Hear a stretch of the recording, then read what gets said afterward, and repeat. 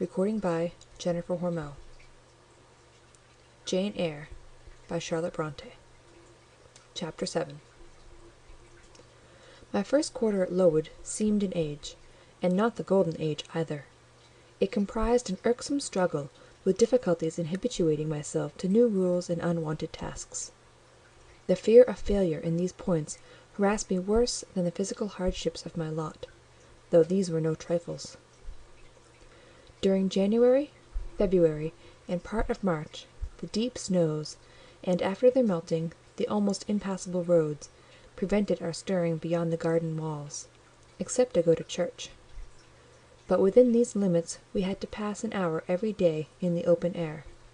Our clothing was insufficient to protect us from the severe cold. We had no boots.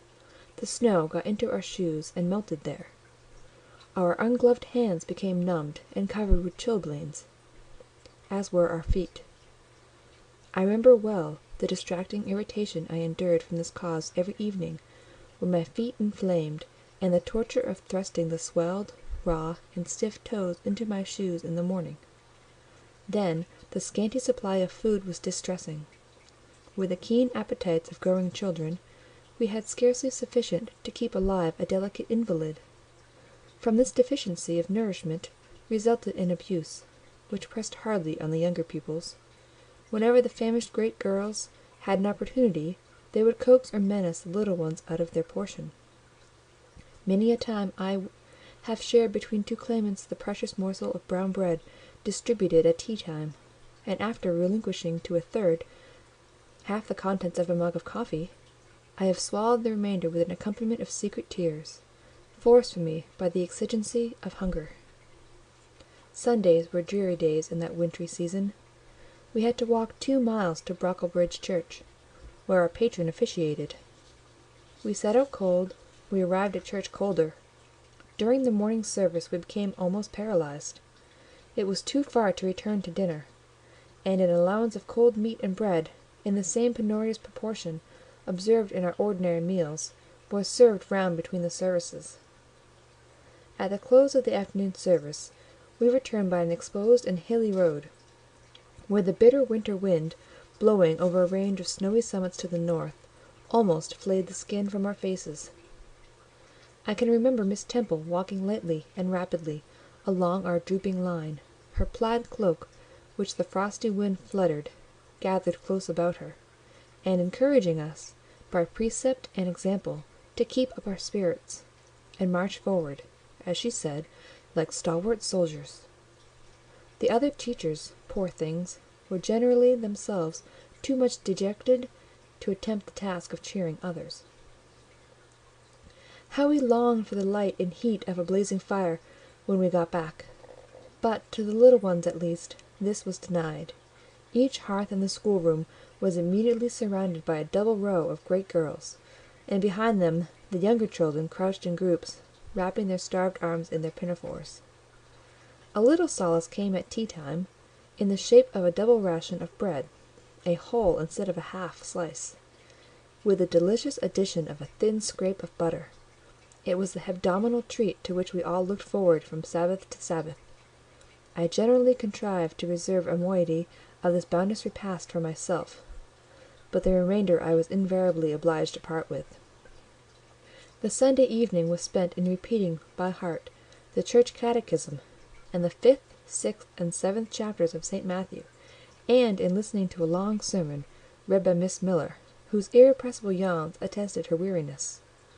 A frequent interlude of these performances was the enactment of the part of Eutychus by some half-dozen of little girls, who, overpowered with sleep, would fall down, if not out of the 3rd loft, yet off the 4th form, and be taken up half dead. The remedy was to thrust them forward into the centre of the schoolroom, and oblige them to stand there till the sermon was finished. Sometimes their feet failed them, and they sank together in a heap. They were then propped up with the monitor's high stools. I have not yet alluded to the visits of Mr. Brocklehurst, and indeed that gentleman was from home during the greater part of the first month after my arrival, perhaps prolonging his stay with his friend the Archdeacon. His absence was a relief to me. I need not say that I had my own reasons for dreading his coming. but come he did at last. One afternoon, I had then been 3 weeks at Lowood, as I was sitting with a slate in my hand, puzzling over a sum in long division, my eyes, raised in abstraction to the window, caught sight of a figure just passing. I recognised almost instinctively that gaunt outline, and when, 2 minutes after, all the school, teachers included, rose en masse, it was not necessary for me to look up in order to ascertain whose entrance they thus greeted. A long stride measured the schoolroom, and presently beside Miss Temple, who herself had risen, stood the same black column which had frowned on me so ominously from the hearthrug of Gateshead. I now glanced sideways at this piece of architecture. Yes, I was right. It was Mr. Brocklehurst, buttoned up in a surtout, and looking longer, narrower, and more rigid than ever. I had my own reasons for being dismayed at this apparition. Too well I remembered the perfidious hints given by Mrs. Reed about my disposition, etc., the promise pledged by Mr. Brocklehurst to apprise Miss Temple and the teachers of my vicious nature. All along I had been dreading the fulfilment of this promise. I had been looking out daily for the coming man, whose information respecting my past life and conversation was to brand me as a bad child for ever. Now, there he was. He stood at Miss Temple's side. He was speaking low in her ear. I did not doubt he was making disclosures of my villainy, and I watched her eye with painful anxiety, expecting every moment to see its dark orb turn on me a glance of repugnance and contempt. I listened too, and as I happened to be seated quite at the top of the room, I caught most of what he said. Its import relieved me from immediate apprehension. "I suppose, Miss Temple, the thread I bought at Lowton will do. It struck me that it would be just of the quality for the calico chemises, and I sorted the needles to match. You may tell Miss Smith that I forgot to make a memorandum of the darning needles, but she shall have some papers sent in next week, and she is not on any account to give out more than one at a time to each pupil. If they have more, they are apt to be careless and lose them. And, oh, ma'am, I wish the woollen stockings were better looked to. When I was here last, I went into the kitchen garden and examined the clothes drying on the line. There was a quantity of black hose in a very bad state of repair. From the size of the holes in them, I was sure they had not been well mended from time to time." He paused. "Your directions shall be attended to, sir," said Miss Temple. "And, ma'am," he continued, "the laundress tells me some of the girls have 2 clean tuckers in the week. It is too much. The rules limit them to 1. "I think I can explain that circumstance, sir. Agnes and Catherine Johnstone were invited to take tea with some friends at Lowton last Thursday, and I gave them leave to put on clean tuckers for the occasion." Mr. Brocklehurst nodded. "Well, for once it may pass, but please not to let the circumstance occur too often. And there is another thing which surprised me. I find, in settling accounts with the housekeeper, that a lunch, consisting of bread and cheese, has twice been served out to the girls during the past fortnight. How is this? I looked over the regulations, and I find no such meal as lunch mentioned. Who introduced this innovation, and by what authority?" "I must be responsible for the circumstance, sir," replied Miss Temple. "The breakfast was so ill prepared that the pupils could not possibly eat it, and I dared not allow them to remain fasting till dinner time." "Madam, allow me an instant.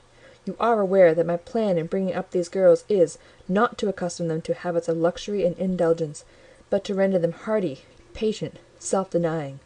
Should any little accidental disappointment of the appetite occur, such as the spoiling of a meal, the under or the overdressing of a dish, the incident ought not to be neutralized by replacing with something more delicate the comfort lost, thus pampering the body and obviating the sum of this institution.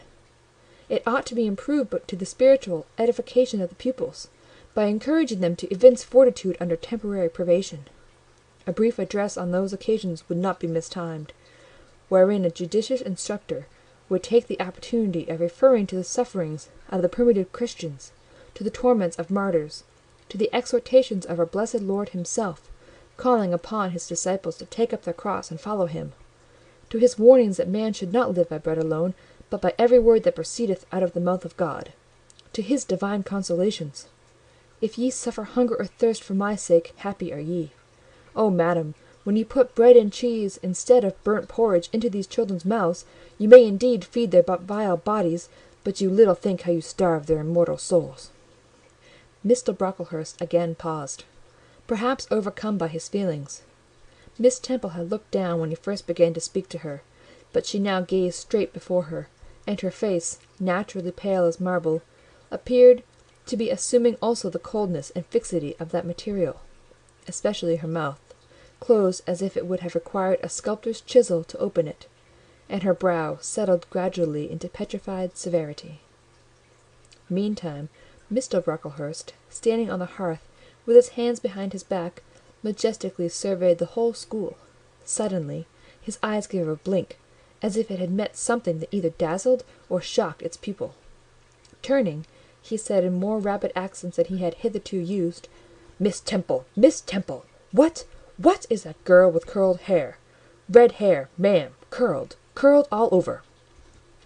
And extending his cane, he pointed to the awful object, his hand shaking as he did so.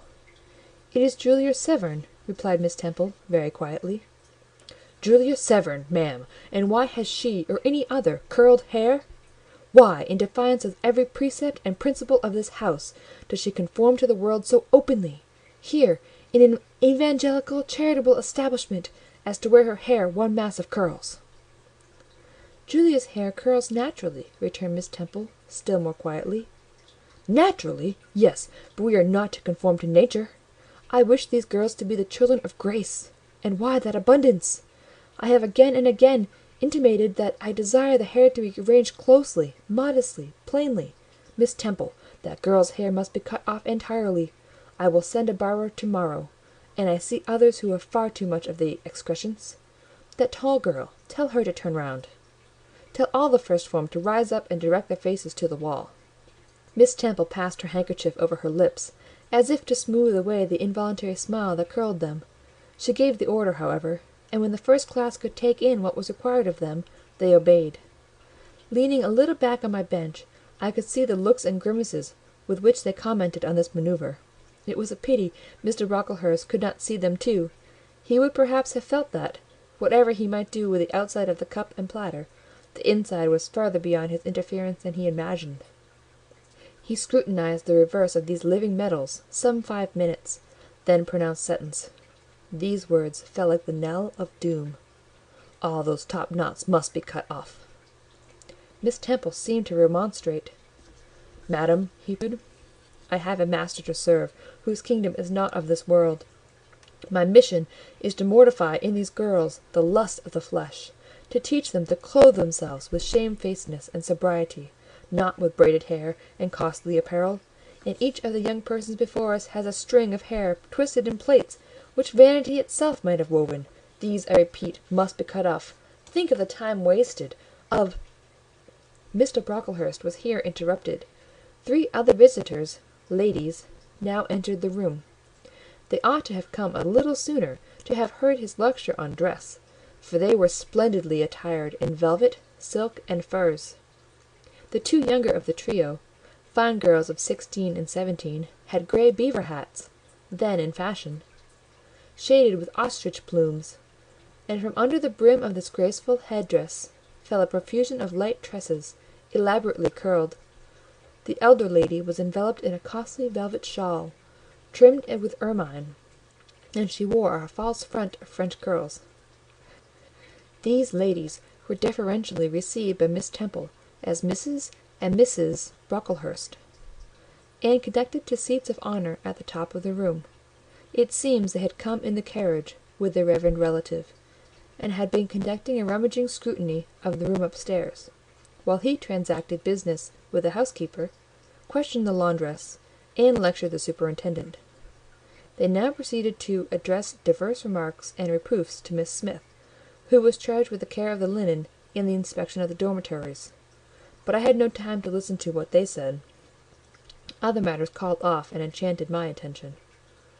Hitherto, while gathering up the discourse of Mr. Brocklehurst and Miss Temple, I had not, at the same time, neglected precautions to secure my personal safety, which I thought would be effected if I could only elude observation. To this end I had sat well back on the form, and while seeming to be busy with my sum, had held my slate in such a manner as to conceal my face. I might have escaped notice, had not my treacherous slate somehow happened to slip from my hand, and falling with an obtrusive crash, directly drawn every eye upon me. I knew it was all over now, and as I stooped up to pick up the 2 fragments of slate, I rallied my forces for the worst. It came. "A careless girl," said Mr. Brocklehurst, and immediately after, "It is the new pupil, I perceive." And before I could draw breath, "I must not forget I have a word to say respecting her." Then aloud, how loud it seemed to me, "Let the child who broke her slate come forward." Of my own accord I could not have stirred. I was paralysed. But the 2 grey girls who sat on each side of me set me on my legs and pushed me towards the dread judge. And then Miss Temple gently assisted me to his very feet, and I caught her whispered counsel. "Don't be afraid, Jane. I saw it was an accident. You shall not be punished." The kind whisper went to my heart like a dagger. Another minute, and she will despise me for a hypocrite, thought I. And an impulse of fury against Reed, Brocklehurst and company bounded in my pulses at the conviction. I was no Helen Burns. "Fetch that stool," said Mr. Brocklehurst, pointing to a very high one, from which a monitor had just risen. It was brought. "Place the child upon it." And I was placed there, by whom I don't know. I was in no condition to note particulars. I was only aware that they had hoisted me up to the height of Mr. Brocklehurst's nose, that he was within a yard of me, and that a spread of shot orange and purple silk pelisses and a cloud of silvery plumage extended and waved below me. Mr. Brocklehurst hemmed. "Ladies," said he, turning to his family, "Miss Temple, teachers, and children, you all see this girl?" Of course they did, for I felt their eyes directed like burning glasses against my scorched skin. "You see she is yet young. You observe that she possesses the ordinary form of childhood.